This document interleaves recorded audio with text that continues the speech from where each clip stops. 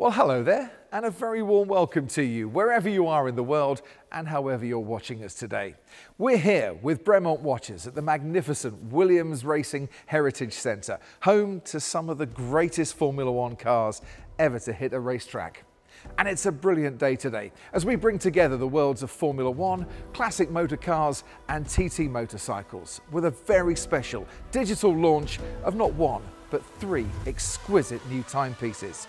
We're here at a very special place on a very special day.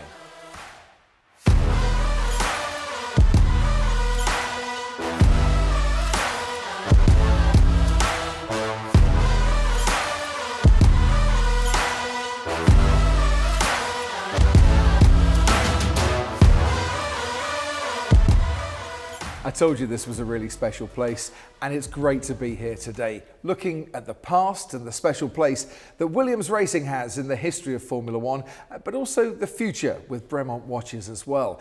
Very much a company that are going places. Don't take my word for it, take the word of this man, Giles English, co-founder of Bremont Watches. Well, Crofty, thank you for being here with us and hosting this virtual launch today. And yeah, it's not a bad place to sit around, isn't it? I think cars of our youth sitting behind us, but yeah, you're normally behind the camera. Yeah, for once they brought me out in front of the camera, and I'm not calling the races, I'm looking at the watches and the cars in front of me today. Which one's your favourite? Yeah, I quite like this Mansell one behind us. I think that's, yeah, the colour scheme of our youth, I think. The Red 5 from 1988. I think this might be the most expensive car park I've ever hosted anything in my entire life. But I'm sure you've been to much bigger and better places over the years as co-founder of Bremont. But where did it all start? Well, it is a long story. I won't go in all today, but really it came from a passion for watchmaking. As a family, myself and my brother Nick, we inherited it from our father, who was this wonderful engineer. And then 20 years ago, over 20 years ago, we decided to go on this amazing journey of bringing British watchmaking back to the UK with this mission statement to manufacture watches in the UK again. And really the big last manufacturer was Smiths, who died out in the late 60s. So we went to Switzerland for a number of years, learnt the trade, and then slowly brought that production back. And really with sort of 3 key pillars of British engineering, aviation and military and adventure. And everything you see in Bremont sort of ties in with those 3 pillars. And we've got to the point now where you came to visit us at the Bremont Manufacturing Technology Centre, the wing, and you can see cases being made, parts being made, movements being assembled, our ENG 300 movement, to watches being assembled, and it's quite a unique setup. And really in Switzerland you don't see many places where all those things are being produced in one place. So yeah, it's been this wonderful journey, but we're just really on the start of it. Yeah, just as there are tens of thousands of components that go into making a great Formula One car, there are literally thousands of components that go into making a great watch as well. Yeah, I always say there's 86,400 seconds in a day. A mechanical watch, when it leaves us, will be within 3 or 4 seconds accurate. So that's the most accurate mechanical device on the planet. Wow. And those parts we're machining to about 3 microns in the movement. So human hair is 60 microns. That makes it all sort of quite daunting prospect. Hair-raising stuff, quite frankly. Indeed. But with all this, you need the right staff as well. And Bremont Watches have a new CEO. We do, and this is very exciting for us. It's a big change. I mentioned about the history of bringing that skill set back from Switzerland, and Davide Trato, he's joined us to bring that skill set in. He's amazing background, originally Tudor, well, Panerai, then Tudor, and when he joined Tudor, he designed the Black Bay and launched that. Then went on to Mont Blanc and really built up their watchmaking within the group, more recently at HYT, and has recently joined us. There's a lot to do, so hence he's not here today, but over to you, Davide. Thank you, Crofty and Giles. It's an honor to be with you live from the wing. I'm really honored and impressed by this incredible presentation, Giles. And I'm wearing the Williams color in a tribute.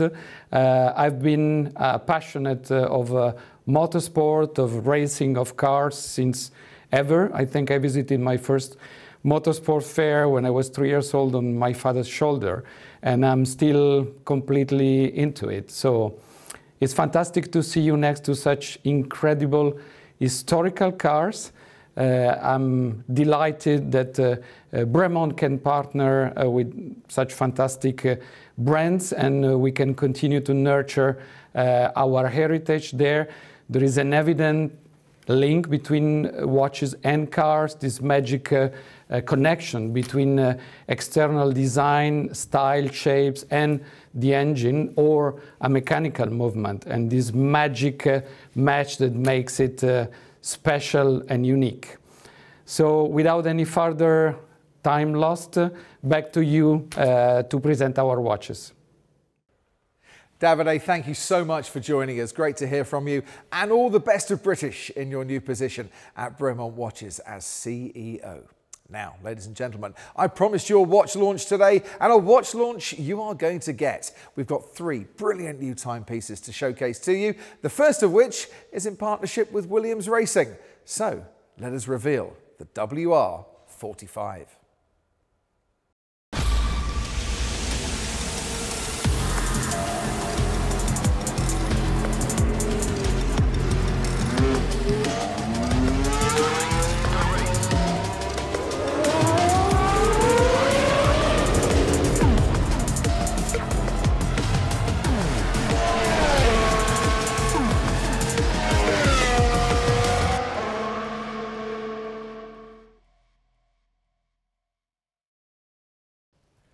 Wow, what a watch, the WR45. I want one, and I want one now, and I've not even seen it close up because you won't even let me anywhere near it. I don't trust you, Crofty. It's a good-looking watch, isn't it? It is. Similar to the WR22 that we had last year, but it's these subtle changes going into it. Not so subtle, this is all DLC black. But yeah, it's a really nice watch.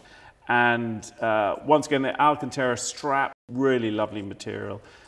Turn it over, clear the Williams wheel and logo on the back. It's a very subtle watch. I mean, across the board, it's got the tachymeter on the top. It's a fixed bezel, so that doesn't move.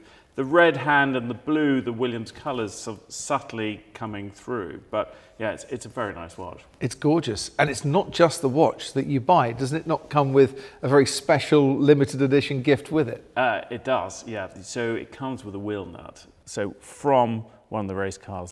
As we discussed earlier, it's a lovely partnership to be working with, and so proud to be here. But you're creating a watch that has to, when Nick and I sit down and work on these designs, you have to pick up that watch. You have to get that feeling for what Williams is about.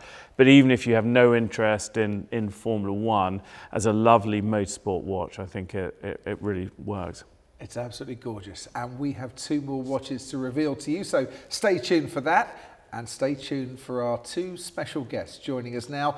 2 drivers for whom, well, time and precision are absolutely everything. The 2 Williams race drivers for 2023, Alex Albon and Logan Sargeant. Gentlemen. Alex, how's it going? Good to see you. Very good. How's it going? Good to see you. How are you? Seat, Logan. How's it going? Good to see you. And you too.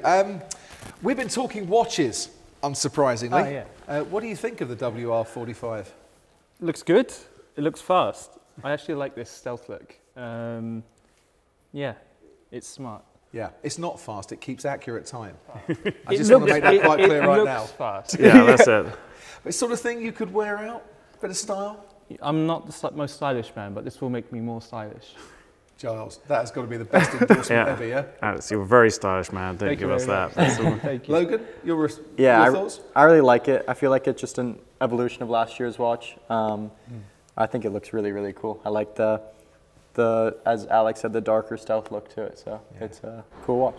I'm just feeling more and more upset because I'm the only one out of 4 now that hasn't got one. Thanks ever so much, Giles. I'll see you a bit later. Now, gents, we've got a lot to talk about today, but I thought I thought we'd start with a bit of a game. Yeah? Right. And knowing that you're F1 drivers and knowing how competitive you are, it's a game you're both going to want to win. Okay. Right. So what we're going to do is we're going to take you through a lap. Or actually, you're going to take us through a lap. Logan, from Bahrain, from qualifying this year. Can you remind me what I did? You did the exact same time as Lando Norris. So on this one, you're going to go 1/1000th of a second faster and get out of Q1. Okay, right? got it. That's the plan. We're giving you a second chance to go faster than Lando Norris. Alex, Melbourne. Right. Okay. Which I think wasn't a bad qualifying for you. Yeah. I mean, I was going to say, as long as it's a qualifying lap and not a race lap. It's a definite qualifying lap. We're going to go on a full blast. But you need a steering wheel to do it because you can't do anything without a steering wheel. Right. Do we have a steering wheel? Thank you, Jasper. Give the steering wheel to... Oh, thank you. Who's starting, Logan? Go on, Logan can start. You want me to go first? So what you did, are we allowed to, am I cheating by reading your lap time? Yes, you are, but it's a 1:31. A 1:31 Yeah. flat. Don't just look at Flat. your watch as well. Yeah, just I'm the official timing partner. Giles is the yeah. official timekeeper. Yeah. So what we want you to do, hold the steering wheel out. We want all the gear changes. Yeah. We want to know which corner you're going through. Yeah. If you can put a few speeds in there, that would be nice as well. speeds. Yeah. Take us through the lap. Yeah, I've seen F1 guys do this, and they're like weirdly good at this. And people say like, "Oh, this just shows how good he is," and I'm like, "How? Like, how? What relevance is this? It's just your memory is pretty good, but Yeah. I don't use my memory when I'm driving. I'm not. Do you not? No, I'm in the moment. I see it. I don't need to memorize it. But do you not go past a moment and think, "Oh, that's where I overtook so and so in the race last year. Oh, I like this bit." No. Alex, I think you're going to be very good at this. Don't worry. Okay, don't worry. okay. Right, We'll so- give it a go. It's no memory Albon against Mr. Precision My memory Sargeant. is terrible. You know how many times I lose my phone and stuff? Really? It is I told you, he loses things. insane. So I am at a disadvantage before we even start this. Okay, well, let's see how it all pans out. Put your diff in the right position as well. Well, I don't even remember Told what you I it was was doing. You're diff 5, mid 5, BMIG 3. You don't know this. Yeah, I do, because we were using the same in your Torque 12. Oh, Well, I'm always torqued. I love the memory of this. I mean, That the stuff I steering know. wheel isn't even in the I've car. just The come car's from not even sim. turned on. I've Crofty, just come from gotta go sim. mode I've 2. done about 100 laps Quality around time, Bahrain. diff exit. So if you gave me Bahrain, I would nail it, Yeah. only because I've just done it. All right. So no unfair advantage. Right, okay. Right. You're coming around the final couple of apexes. Giles is our official timekeeper. Remember You'll the give me the snap? countdown. Well, Remember when, the snap starting the Logan, when you hit the start line, I'll say go. you say go. Giles, you're going to time it Okay. on the WR45. So, round the final couple of corners we go now. Prepping last corner. I'll tell you when. Whoop. Yeah, get it straight. DRS open. Go. Okay, so long straight in Bahrain.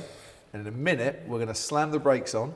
Where do we normally brake? Oh, he's broken. just before the 100 meters. Just before the 100 metres. So it's like 200 miles an hour, I'm- down to about You've got 60 some miles good an hour. traction there. I'm going through 100 turn metres, 3. 1, 2, 3. DRS on, heading into turn 4. Okay, so hairpin at turn 4. Breaking out the 100-meter board down to the third? I can't remember. You got to that corner quite quick. Did I? Good Yeah. engine on you. Well, Because you had the now DRS open. that's 5th, going to 5 and 6. Okay, so Down one through gear. the S's. I'm a bit lost, to be honest. Now you're going to go 1, 2, 3. down the bottom of the hill, turn right. Yeah, into turn 8. Get a load of wheel spin out of there. Because it's qualifying and he's pushing on. Yeah. How's And the now, tires? here's the really difficult bit. Into 10. front lock into there. Yeah. That's a signature. Get the snap on exit. We're not very good through turn 9 and 10. But who is? It's a tricky corner. It is. You got down that straight so That quick. was the quickest I've ever seen anyone at the turn 11. Oh my god. Are we at the top of the hill? I'm going to 13. You got that 13. Red Bull style. I feel like DRS. I'm slow. You do? Yeah. I think you've just done that back straight faster than anyone's ever taken it. land speed record. Into the last corner. Coming around. Let us know when you cross the line. I think you're slow down the straight. Slow down the corners, quick down And too quick down the boom. straight. Stop. Okay. Do you want me to tell you now or we write it down? Okay. No, you just memorise it if that's okay. Yeah. We'll keep the Alex was suspension distracting going. me. I can do that. Alex was distracting. Like, if you want to do this properly, you have to have eyes closed. Eyes closed. Right, no I've talking. reset. We're ready. Right, okay. Well, do you know Stage what? 2. Why don't you close your eyes and take No, us... that's unfair. I'm gonna talk to him now. You can talk.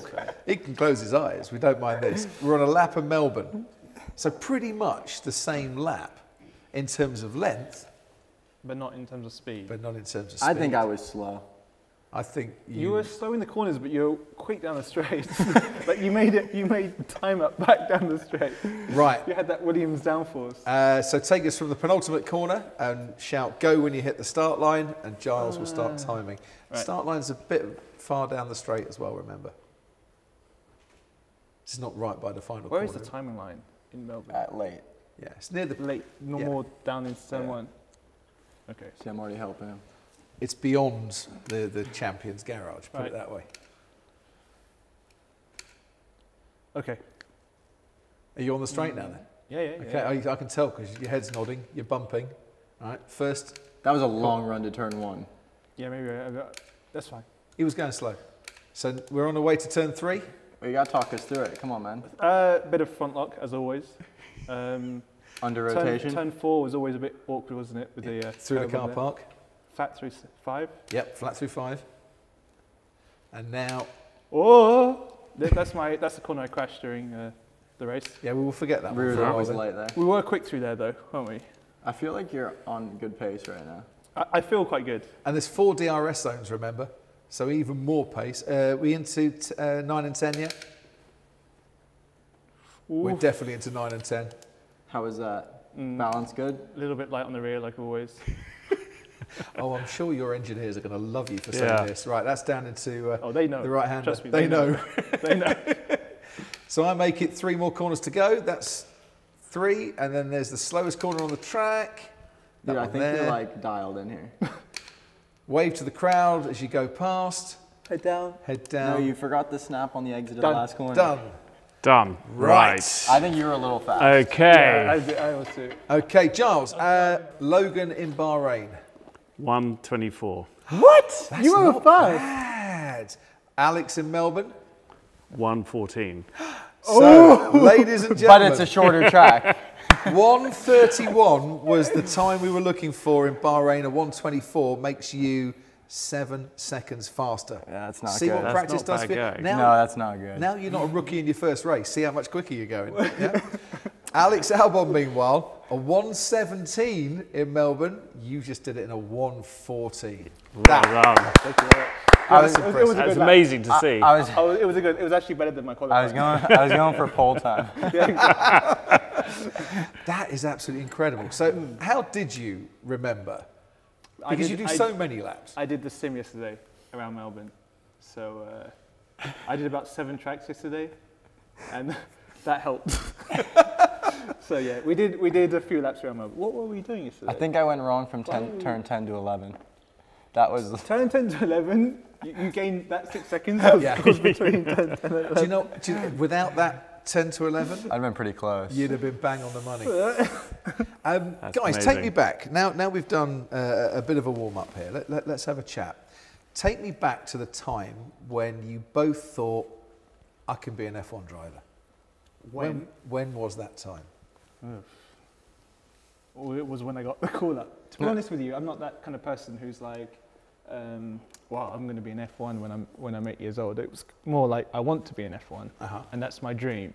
But it wasn't like, here we go, I'm in it already. I felt like I'm always a bit more of a pessimist than an optimist. So until I got the call up, that was the only time I was like, well, no, I am in F1. Seriously? Yeah. So even when you were winning races in F2? Well, I signed a Formula E contract, so I definitely wasn't in F1. So I never, there was always the hope of it, and it was always the goal to be in F1. But I never had the mentality that I was going to be in F1 or destined for F1. It was always a bit different. It was all more like, I have to work for it. I have to make sure that I do everything I can to get into it. Was that the same for you, Logan? Kind of. Honestly, pretty similar. I feel like, okay, some people are like, I'm going to be an F1, but I don't think that's how most are. I feel like it's always just I feel like you're always focused on what you're doing in the moment and just trying to maximize that. And wherever that leaves you, it kind of leaves you. So you were heading to Formula E when you got the call from Helmut Marko, I assume. Yes. And what did he say, and where were you? I was in a shoe store. I was in Abu Dhabi. It was the Monday after the race weekend, and before the weekend started, he talked to me about doing some simulator work for Red Bull, and I was actually at Mercedes doing simulator work for them that year, and I used that as a bit of a way to get a bit more money, because at that point they pay you by day, so you're just on a day rate, and I was like, well, I get paid this much in Mercedes, so you've got to pay me a bit more at Red Bull. And then from that point, it turned into a different conversation on the Monday. It was more like, so the simulator role, how about, you know, doing a race role and actually driving the car? And I was like, okay. And that was it. I was shopping for some shoes, and I still bought them shoes. But yeah. Still have them? I could afford them. Yeah, straight away. And I was like, oh, I can afford these. Don't have to put them on a credit card now. Do you still have the shoes? They'll be somewhere. They're not like in a box and saying like, this was the shoes I got when I got into F1. But they're somewhere in storage or in a garage somewhere. Could you believe you were getting that call? No. So I actually called him earlier in the year because I wanted to know what the situation was, because that was when Daniel left to Renault, or announced his move to Renault.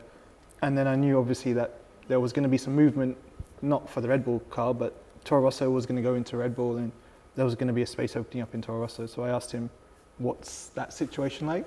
And he told me, yeah, no chance, buddy. Basically told me there is no space. And I was like, okay, fair enough. Because I held off on my Formula E contract as long as I could, because I just wanted to make sure that there was no more avenue in F1. I didn't want to sign too early that I didn't have a chance, and it's very rare to be signed into Formula One after the final race of a year. So when he told me no, it was a little bit like, okay, I've got to accept that Formula E is now where I'm going to go, which was still amazing for me. It's the next best professional racing championship outside of Formula One. But then yeah, he called me back. So you got the call, Logan, but that wasn't the end of it. You still had to prove yourself to get a super license, didn't you? That's right. I remember I was just here for a sim day actually, and I had a meeting with Josten Sven at the time. But yeah, as you said, it was nowhere near done, and it was quite nice because we had quite a big gap until the last round, and we were filling those with FP1s. So that was quite nice to sort of stay active, and just drive an F1 car at new places was really cool. And yeah, went to Abu Dhabi, got it done, and from there I knew we were good to go. But you say it's quite nice to have a gap. I'm not sure I'd have been able to sleep. No, I'd have been thinking like, okay, here's my dream. I'm on the edge of my dream. Nice. Let it happen now. It was nice to fill the gap with more racing and distract yourself. Exactly, stay active.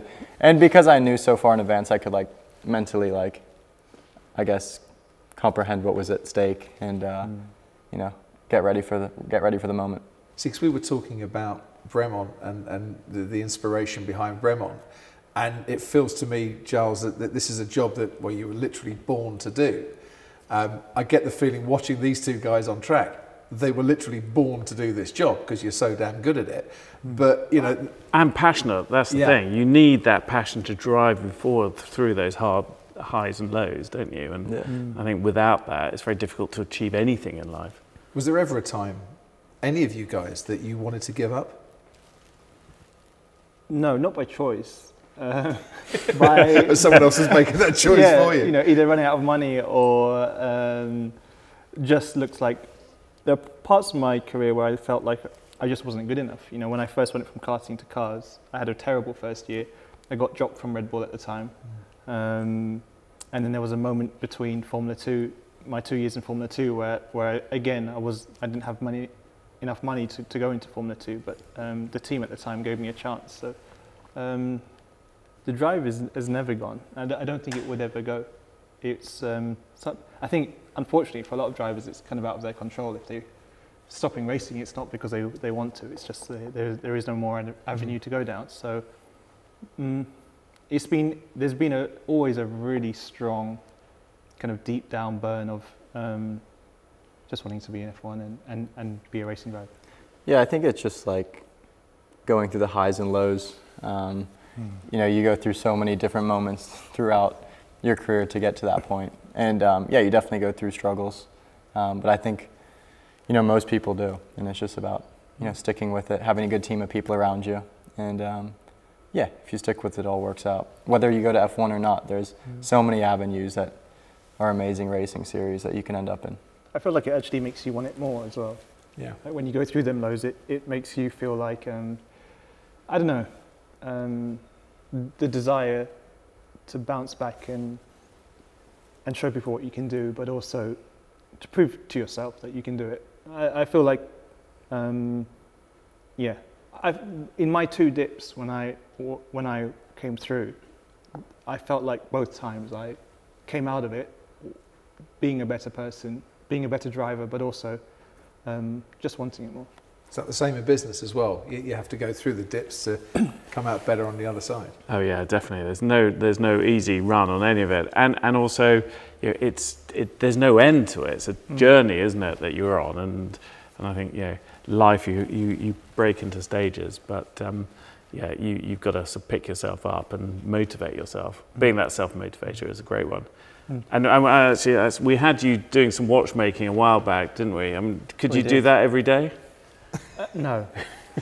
Any office job, I'm going to struggle. It was an interesting one. It was amazing to go to the factory and actually see how watches get built. I think the first thing that hit me was the smell. When you go to a factory, a Formula 1 factory, I don't know if you know, but there's always a smell. It's that machine shop smell. Oily smell. The oily smell. And obviously you are using similar machines, the same machines as we use in Formula 1. And so it felt like I was in an F1 factory. And then you did get me on the tools. I did scratch. It must probably cost Bremont. I think that day you must probably had a dip in revenue. Yeah, you did it particularly well. I was impressed. Oh, thank you very much. Oh, nice. That's good. Your days at a racetrack, how do you manage your time at a racetrack? Because there seems to be so many different calls on you as a person. Marketing, press, engineering. Go out and drive the car if you've got a bit of time as well. How do you manage it? I feel like we're constantly being pulled in so many different directions. But to be honest, I found that the difference between sort of F2 and F1 is, in F1 you have to do a lot of your prep before you get to the track, so that your Thursdays are a little bit more free to have a bit more time to do media and marketing and whatnot, so that you're not, you know, too stressed about getting your prep done. So I feel like that's the biggest thing, but yeah, I mean, we get enough time to get through everything and do what we need to do. Yeah, fail to prepare, prepare to fail. Exactly. I agree with Logan. I think for you especially, once you're in the routine of it, it's fine. But my first year coming from Formula 2, it was a shock. Yeah? Yeah, it was the biggest shock, because when you race, when you're driving, actually the driving bit's the easiest bit. It's the thing that you've been born to do since you're 8 years old. Driving's your home, and as soon as you get your helmet on and your gloves on, it feels natural. But all the other stuff, all that kind of noise, let's say, outside of the car is it's massive. And once you're in the spotlight, it's a completely different beast. Do you find that when you're at a racetrack you can be yourself, or are you a more professional version of yourself and you can't be yourself? How does it work? I don't know, actually. I think I'm definitely harder to get along with at a track. Personality-wise, I'm way different at a racetrack to off this track, just because I know I do everything that matters to me, and I don't care what people think. So once I'm at the racetrack, I can be a bit of a diva. Yeah, I've always found him a complete nightmare, by the way. That's what they say about Crofty as well. So don't worry. But Crofty's a diva everywhere. Off track. On and off. Anywhere I can get away with it, trust me. Just finally, this era that you're racing in, is this the best time to be in F1? I think if you take it as a pure spectator sport and just being in the sport when it's been at its pinnacle is in, you know, the fans and we're at this all-time high basically now where, you know, every track we go to is sellout crowds. In that sense, it's really special. It seems like we're racing on tracks where you just see crowds of people everywhere, and that's a pretty cool thing. And to be a part of that is very cool. In terms of the cars, I'm not sure. Honestly speaking, I think the cars are quite tricky. I have to say that with this whole super low, super stiff car, they become a little bit more just on edge, basically. But still fun to drive, a bit heavy. I think the main thing is the heaviness. So yeah, I'd say it's kind of split. I think the cars were possibly a little bit better back in 2010, that period, maybe even before that, 2004, you could say they were even better than that. But as a sport, now's the time. And if you weren't driving at this time, you wouldn't have a home race in Miami, would you? Yeah, exactly. I mean, Yeah, three home races. I mean, man. Wave the flag, baby. How can you have a home race that's thousands of miles away from where you were born, though? You know, stop being greedy here. Wow, we're one. We're united. We're united. That's it. And it's a good time to be involved as a partner into Formula One too, as the boys were saying. You know. Oh, you know, for us, and we mentioned earlier about Bremont Williams being so close and just even proximity. But it is you're having fans from all different age groups, young people. You know, my daughters are interested in it too. Older generations who are always into it, and I think it's a really exciting time for Formula One. And we're loving being part of the Williams team and having our watches on your wrists. So thank you. Enjoy, gentlemen. You've got a WR45 on your wrist. Very good for when you walk in the dog, Logan. Why? I mean, just get out there, walk the dog, take the watch out there with you, show people. I mean, she's back home in Florida, so. Oh, no. Yeah. And the cats, they don't need walking, do they? Have you still got like 45 cats that you live with? I tried to count them the other day. They kept moving. I think it's 12 or 13. We just got a horse as well. We've got 2 horses now. Because you want to be more like Christian Horner? Exactly, but we've got Shetlands. Oh, right. Not quite the racing type. No. So yes, it's. I guess you can walk the horse. You can take the horse for a walk. Yeah. Easier than taking a cat for a walk. That's very true. I want to see this picture of walking the cat, so that would be quite a good one. With New all marketing. 13 cats, and I'm just trying to hold that. I think this could be a documentary series all to itself. Logan, Alex, thanks so much, guys. Great to talk to you. Thanks. Great. Appreciate it, boys. Thank you. 13 cats taken for a walk. That I would like to see, but when it comes to motorsport, there is only one cat, and that's the Jaguar. Only 2 weeks after the coronation of Queen Elizabeth II in June 1953, a Jaguar CType brought the real feel-good factor to Britain by winning the Le Mans. Arguably the most grueling and arduous race in motorsport, 1953 proved to be one of the most memorable races in its history. The car's drivers were true British heroes who lived and raced with an unabashed exuberance. As well as its innovative engineering and design, the CType XKC051 also produced formidable results, recording the first 100-mile-an-hour average speed at Le Mans.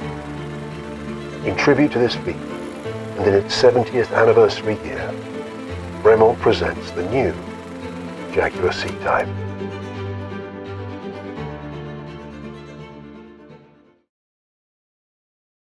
Wow. Absolutely amazing. And 70 years on from that 1953 Le Mans, well, Giles, perfect time, isn't it, to release the second Bremont Jaguar CType? Well, and that was, what a race. Yeah. First, second and fourth for the C-types there. And yes, we've done a C-type before. Our historical relationship with Jaguar was, originally we did the lightweight E-type, we did the E-type watch, and then we came out with C-type when they did the continuation.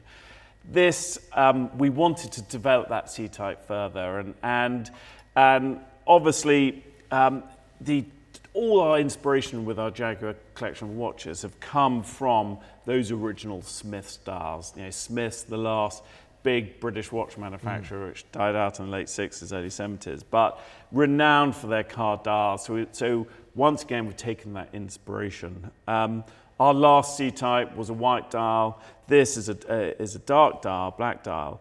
But for the first time Bremont has ever done is put a steel top bezel onto the watch. So it's a bidirectional tachymeter. Once again, with our three-piece case, it brings out the lovely curves and shapes. And on the back, we have the historic emblem, obviously the Jaguar on the back, and the detail when you pick that up is incredibly difficult to make and build in. Dunlop tyre tread on the crown.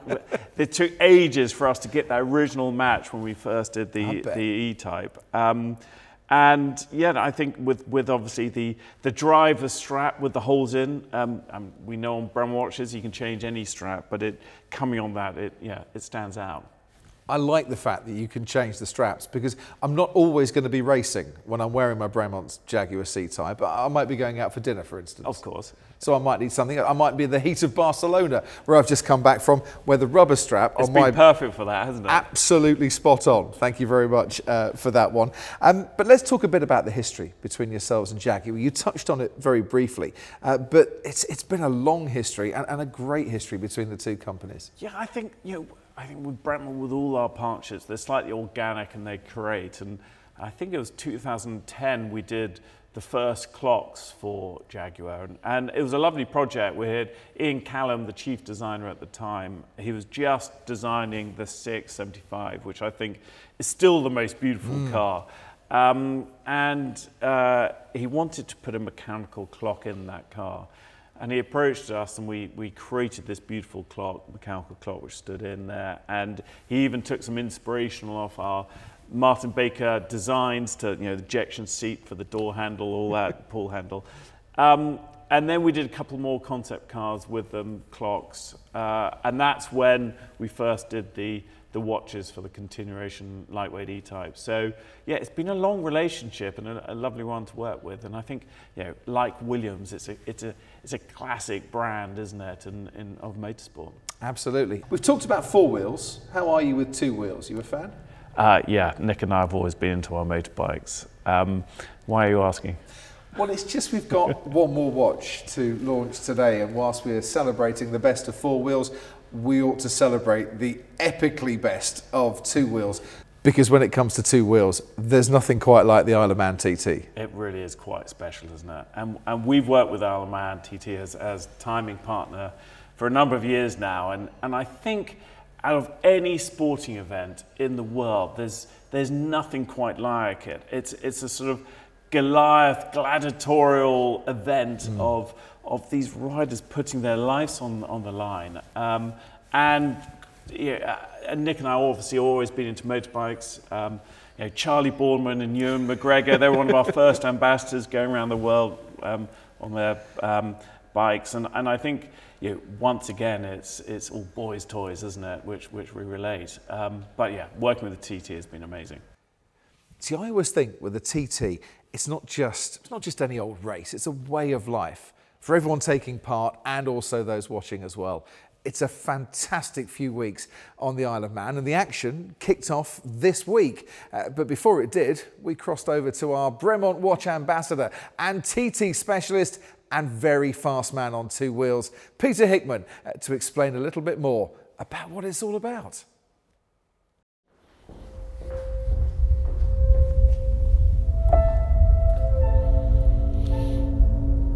The Isle of Man TT is a closed public road race on the Isle of Man, a little tiny country in between England and Ireland.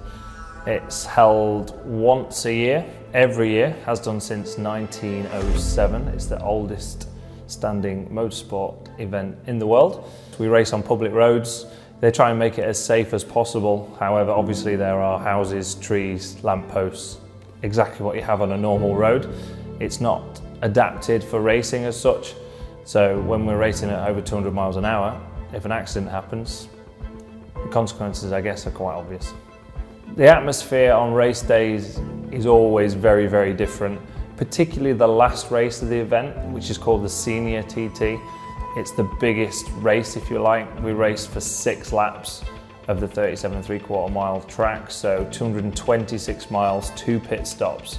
It's the biggest race of the event and the final race. It's just, the atmosphere is so thick, you could actually cut it with a knife on the morning. It's really weird how it kind of feels, and the buzz around the whole place is like nothing I've ever felt anywhere else. Nerves have never been a problem for me, so I'm quite fortunate in that respect. I get excited rather than nervous. I can't really tell you how I feel, apart from I just can't wait to get on the bike and head off down that Bray Hill. I think the race is different for everybody, depending on the type of person you are, the type of character that you are. For myself personally, I'm like this on the start line. I'm super chilled out. And even on the bike, I'm very, very relaxed, thinking about whatever's coming next, as in what corner's next, what braking point, what gear do I need to be in. And even if you have a little moment, something happens that you weren't expecting, you forget it really, really fast. You just move on to the next thing. We're covering so much ground in such a short space of time. You have no other time to dwell on what may have just happened. Depending on what's happening in the race, of course, it dictates really how you feel. If you're out front like I was a lot last year, then that's a different feeling to being the person who's then chasing. You know, if you're trying to chase and you know you're quite close to somebody, or maybe someone's getting away from you, that then changes your mood or your mindset. So I have a Bremont watch. I have done since 2019, and genuinely I've worn it every single day from the day that I got it. I sleep with it, everything. It's literally on my wrist 24/7. However, today I've stolen the new TT watch. I'm hoping no one notices. It's absolutely mega. It's nice and clean. I love clean watches, nothing too busy. I think it looks awesome. Thanks ever so much, Hickey, and the very best of luck to you at the Isle of Man TT this year. Talking of the Isle of Man TT then, we're not just talking about motorbikes because we love them, although we do, but we have another watch to reveal. We do, and yeah, and thank you, Hickey, and what an amazing guy. Nine race wins at the TT. Quite something. But for every TT race we've done, we've been time partner. We've launched a very small number of limited edition watches. When you say small, how small? This is very small. So we're doing 67 of these watches. So 67 is for every race section on the course. And to celebrate our partnership with them, we thought we would do it again this year. So yeah, what we have is the TT watch. Once again, very much down the motorsport theme with the tachymeter, bidirectional going on again. Very quite flat white dial on it to really make it jump out. You've got the TT official branding on that. On the back of the watch, you have the race course. Wow. With all 67 sections on there. Amazing to think that Hickey goes around averaging over 130 miles an hour through these country roads is quite something. Screw-in pushers for the chronograph and comes on a rubber strap. This lovely sort of polished ceramic top bezel as well. It really makes the whole watch sort of jump out. So it's pretty and yeah, made in terribly small numbers. Absolutely, only 67 of them. But my initial thoughts are sometimes simple is best, and it's a very simplistic design, but stunningly beautiful with it. Yes, it is, and I think yeah, for all those people going out to TT and watching it, it's something to really sort of own, savour and put into your collection. And that, I'm afraid, Giles, brings to an end our time here at the Williams Racing Heritage Centre today. Thank you very much indeed to Peter Hickman for joining us, and to Alex Albon and Logan Sargeant for joining us here at the Williams Racing Heritage Centre, and to you for showing us 3 great new watches today. Crofty, thank you so much for hosting today and being in front of the camera for once. The dulcet tones of your voice we often hear behind. But no, and I really have to say, anyone who's in England, near Henley, please come and visit the wing. It's so lovely to see all of that production going together. We'll also have some of the Duncan Hamilton collection on display. The first time some of these bits have ever been seen, all to celebrate around the C-Type launch. And there's always something new to see. So, and all proceeds go to charity. So go on to the website and book a tour. We'd love to see you. But thank you for all tuning in. Yeah, I had a tour a few weeks ago. I was absolutely hooked from the minute I walked in, and you do really get to see proper watchmakers making proper watches.